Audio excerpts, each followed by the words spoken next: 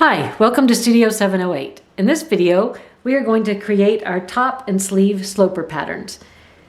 Let's create. So for this example, I'm going to use the minimum stretch ratio pattern and I'm going to use the size 8. So I've created a grid on my paper already, just right angles, your X and Y axis basically. I am going to put the center front at the I'm going to put it right here at the cross point and line it up with the line. Make sure that you're even there. And then we're going to trace all around this to the line that would end up being our waistline. So I'm actually going to make this, I'm going to trace the back right now, but we're going to end up making this one our front.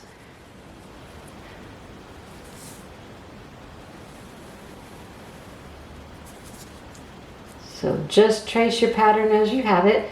Once again, you should be using a pencil, not a marker, as you will have more accurate patterns.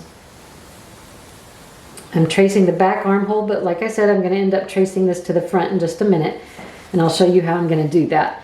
Might be a little hard to see on video, but we'll give it our best shot. Okay, so I'm just tracing to the waistline right now. Then we're going to take our hip foundation that we did in another previous video, and we're going to line it up as well to the same point, center front waist. Line it up to your guideline. And then we're just going to trace from the waistline down. And then come across the bottom.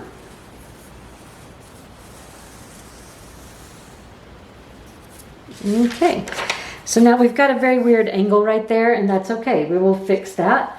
We are going to use, you can use a hip curve if you have it, or you can use your French curve. I'm going to go ahead and use my French curve and blend this in here, because I don't want any points right there, and we do need some space out from our waistline so that it's not super tight at the waist. So we're just going to use this and blend. If you want a little bit more curve in there, you could come in and maybe blend a little bit this way and then turn the curve over and blend a little bit this way. That might get a better curve for us. So that would be this one right here. So whichever one you want to do, just make sure that you end up and you don't use these points right here. Mine didn't even line up, but you don't want to have a point right at your waistline. So now let's talk about how to transfer the front armhole and the the front armhole and the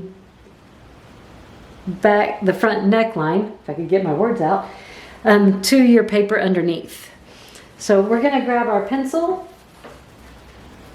and we're going to flip our pattern over and just scribble, for lack of a better term, just scribble on the back side of your pattern where your line will be. So I don't know if you used to do leaf drawings or leaf rubbings as a kid. That's kind of what we're going to be doing here to some degree. So it doesn't have to be pretty, it can be messy. Just go ahead and give as long as you have some lead on there, it'll work. So just scribble to death on there. Then we're going to flip this back over, get it lined up with where we had it. And then if you go back and just trace on top of your line that you already drew, the lead underneath should be transferred to your paper underneath. And I just kind of do mine as dashed lines because I can always go back with my French curve later and connect it.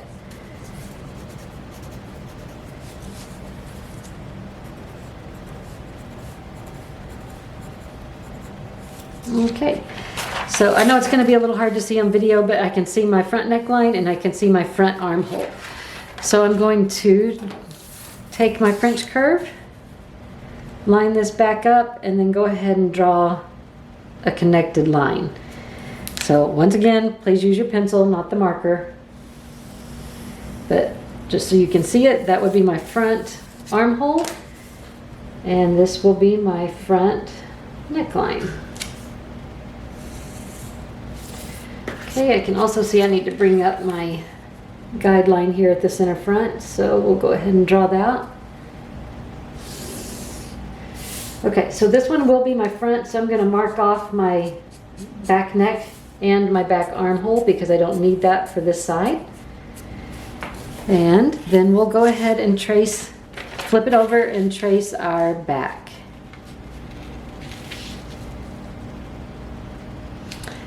So, oh, you know what? I need to extend this line out as well.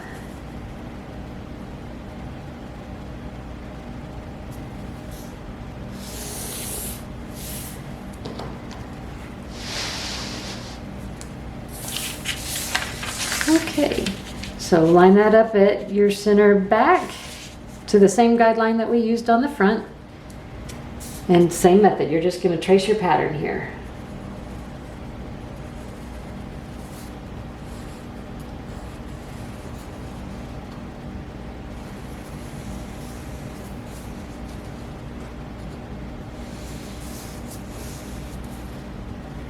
Okay, we're going to attach our skirt.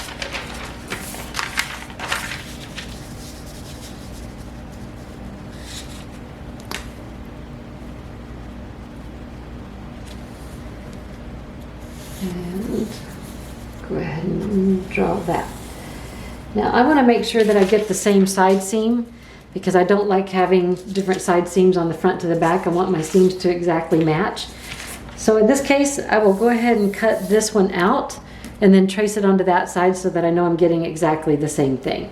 The other thing I want to transfer from my pattern at this point are my notches. I had my notches already drawn on here. So I'm going to put one right there, and then I'm going to flip this over and put my 2 notches right here so that I'll know that I'll have my front and my back.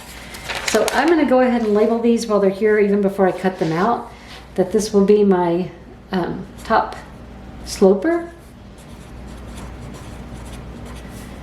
This is a size 8 minimal stretch.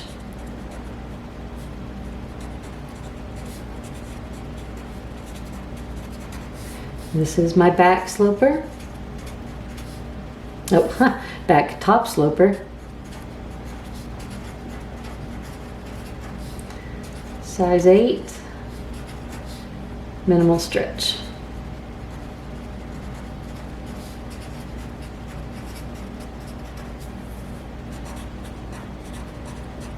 Okay, so front top sloper, back top sloper, size 8, minimal stretch. That way you know you have it. So before we cut this all apart, I'm going to go ahead and draw my underarm line.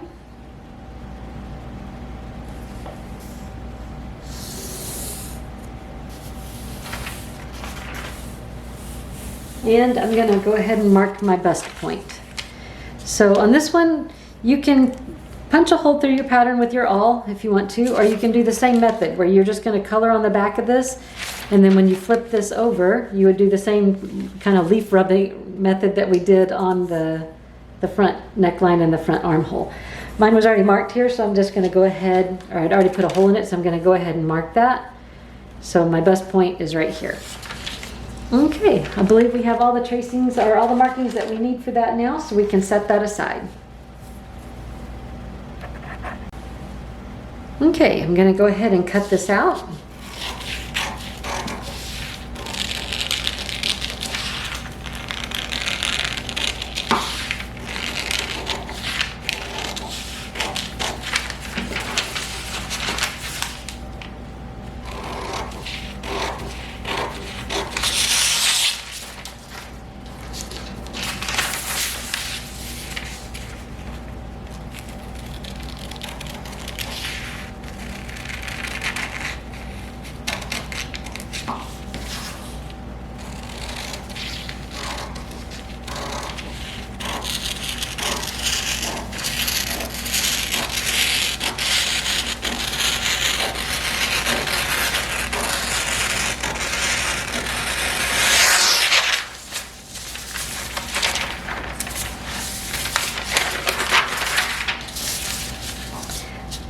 I usually like to cut where my scissors are on the right hand side of my line so that I can see where I'm cutting easier.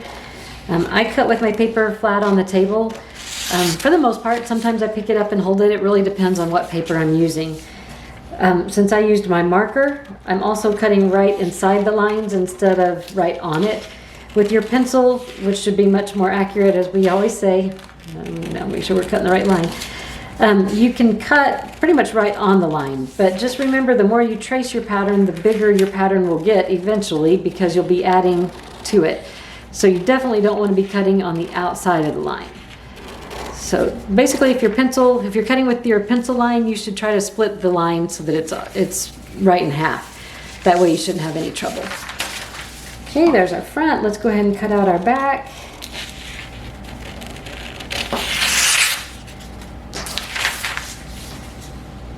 I also like to get the extra paper just right out of my way so I don't have to fiddle with it.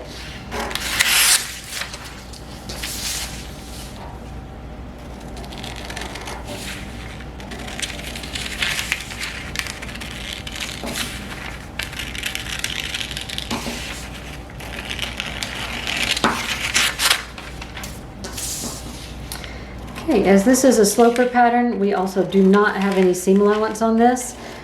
Oh, and I almost forgot to trace our our side seam. It's a good thing I remembered before we got that far. So we're gonna lay this pattern right on top of the other one, matching our side seam lines, our hip line and our waistline, and then just trace your side seam line that you drew.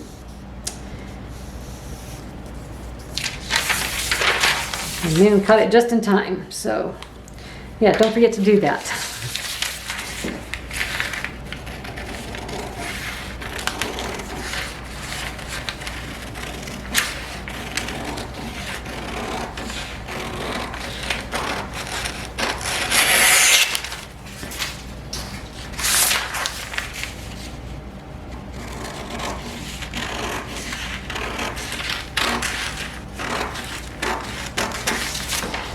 Okay, and there we have it. Our front sloper and our back sloper. See you in the next video.